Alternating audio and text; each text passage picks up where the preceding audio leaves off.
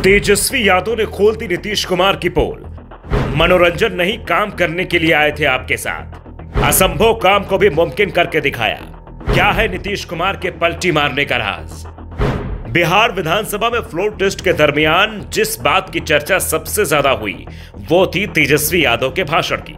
तेजस्वी यादव के पास संख्या बल भले ही नहीं था, लेकिन अपने नैतिक बल के आधार पर तेजस्वी यादव ने जिस तरीके से बिहार विधानसभा में भाषण दिया, उसने सबका ध्यान अपनी ओर आकर्षित कर लिया। हर जगह तेजस्वी यादव के भाषण की ही चर्चा हो रही थी। तेजस्वी यादव ने बड़े सम्मान तरीके से नीतीश कुमार पर एक के बाद एक प्रहार किया और बाद में यह भी कह दिया कि हम आपका सम्मान करते हैं और हमेशा करते रहेंगे। आपने हमें कई बार बेटा कहा है तो उसका पूरा सम्मान रखा जाएगा। तेजस्वी यादव ने नीतीश कुमार को दशरथ बताते हुए कहा कि ये मुझे बेटा कहते हैं। इन्होंने मुझे वनवास तो नहीं भेजा, लेकिन जनता के बीच भेज दिया है। इस दौरान तेजस्वी यादव ने बिहार बीजेपी अध्यक्ष सम्राट चौधरी पर भी जमकर निशाना साधा। बोला, इतनी जल्दी पलटने वाले लोग तो हमने भी नहीं देखे। बिहार विधानसभा अध्यक्ष के खिलाफ अविश्वास प्रस्ताव के पक्ष में 125 विधायकों ने और विपक्ष के 112 विधायकों ने वोट किया। इसके बाद आरजेडी विधायक तेजस्वी यादव ने वक्तव्य देते हुए कहा कि मैंने पहली बार देखा है कि एक ही कार्यकाल में एक डिप्टी सीएम ने 3 बार शपथ ली। डिप्टी सीएम सम्राट चौधरी कहते हैं कि भाजपा उनकी मां है, तो मैं कहूंगा कि उनकी मां भाजपा नहीं आरजेडी है, क्योंकि सबसे पहले तो वो आरजेडी में ही थे।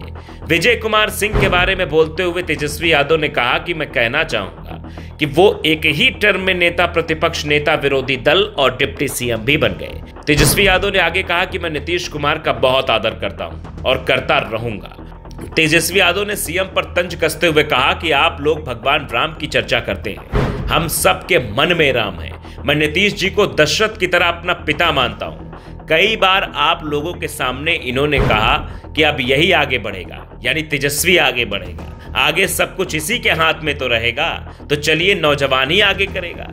जैसे राजा दशरथ की मजबूरी थी, वैसे इनकी भी मजबूरी रही होगी। राजा दशरथ ने राम को वनवास भेजा, लेकिन इन्होंने तो वनवास नहीं भेजा, इन्होंने तो जनता के सुख दुख और उसका भागीदार बनने के लिए मुझे भेज दिया है। पहली बार उन्होंने मुझे दूर किया, तब इनकी क्या मजबूरी थी ये किसी को पता नहीं थी। पहली बार जब मुझे अपने से दूर किया तो कहा कि आपके ऊपर मुकदमा है, तो उसे एक्सप्लेन कीजिए। जब दोबारा आपने काम किया तब कहा कि बीजेपी वाला ईडी सीबीआई से परेशान करने का काम करता है। हम तो आपको इज्जत देते हैं और देते रहेंगे। बिहार की जनता जानती है कि आखिर आप कभी इधर रहते हैं और कभी उधर रहते हैं। 2020 के चुनाव में बेईमानी के बाद भी मात्र 1200 वोटों से दोनों गठबंधन में अंतर था। आपने तो यही कहा था कि हम लोगों का एक ही लक्ष्य है, ना तो प्रधानमंत्री बनना है ना कुछ बनना है, केवल देश भर में विपक्षी नेताओं को एकजुट करना है। राज्यपाल भवन में कहा कि आपका यहाँ मन नहीं लग रहा था, तो क्या हम नाचने गाने के लिए आपके साथ आए थे? हम तो आपका साथ देने के लिए आए थे। जो काम आप असंभव बोलते हो उसे हमने संभव करके दिखाया, मुमकिन करके दिखाया। और हमने 17 महीने में जो काम किया वो आपने पिछले 17 सालों में नहीं देखा होगा।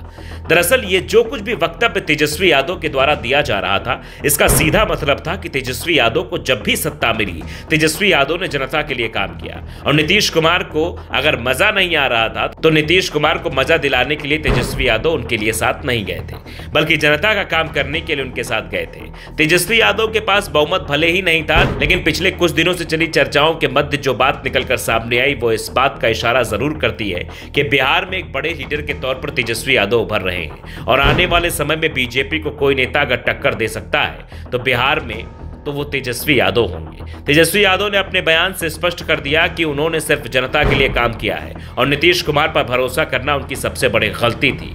फिलहाल नीतीश कुमार अब एनडीए के साथ है। अब सबसे बड़ी परीक्षा नीतीश कुमार की लोकसभा चुनाव के दरमियान होनी है और महागठबंधन भी अब इसी काम पर लग गया है। Bureau report, the Navdarpan news.